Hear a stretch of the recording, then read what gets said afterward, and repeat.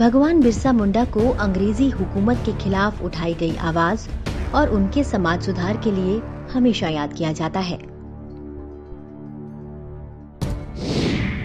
ईसाइयों का षड्यंत्र धर्मांतरण। ब्रिटिश हुकूमत अपने साथ ईसाई मिशनरियों को भी साथ लेकर आई थी।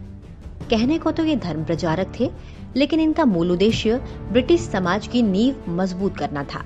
वहीं वनवासियों को उनके मूल सनातन धर्म के विरुद्ध भड़काकर ईसाईकरण कर रही थी। बिरसा ने मुंडा के वनवासियों से ईसाईयत त्याग देने का आह्वान किया।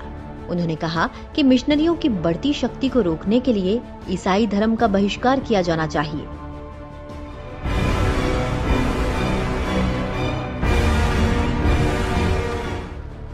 अंग्रेजों के खिलाफ आंदोलन। उन दिनों ब्रिटिश सरकार के खिलाफ सरकार आंदोलन चल रहा था और ईसाई स्कूलों का बहिष्कार किया जा रहा था। बिरसा के पिता ने भी उनका नाम क्रिश्चियन स्कूल से कटवा दिया। इसके बाद बिरसा आनंद पांडे से जुड़े।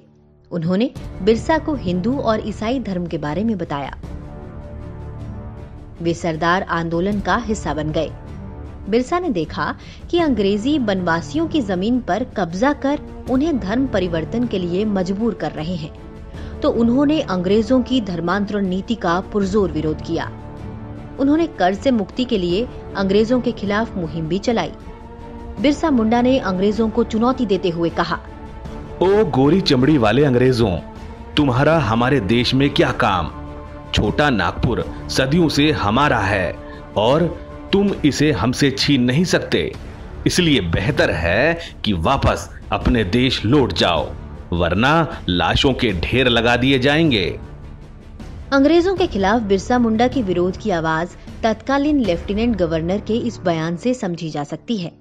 जब तक बिरसा मुंडा कारावास में हैं, तब तक यह ना समझें कि सब कुछ शांत है। वास्तव में बिरसा को बंदी बनाकर सरकार बारूद के ऐसे ढेर पर बैठ गई है जिसे उसके संग्राम की एक चिंगारी पल भर में जलाकर भस्म कर देगी।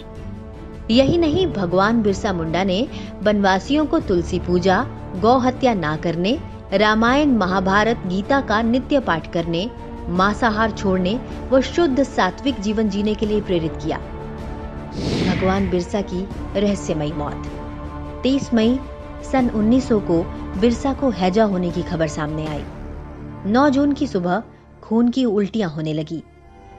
अत्यधिक कमजोरी के कारण वे बेहोश हो गए और सुबह 9 बजे वनवासियों के भगवान बिरसा मुंडा संसार से सदा सदा के लिए विदा हो गए। पूरे भारत, खासकर झारखंड, बिहार और ओडिशा में आज भी उनकी पूजा होती है।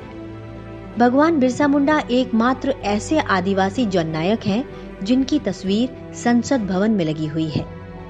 भगवान बिरसा मुंडा को कोटि कोटि नमन।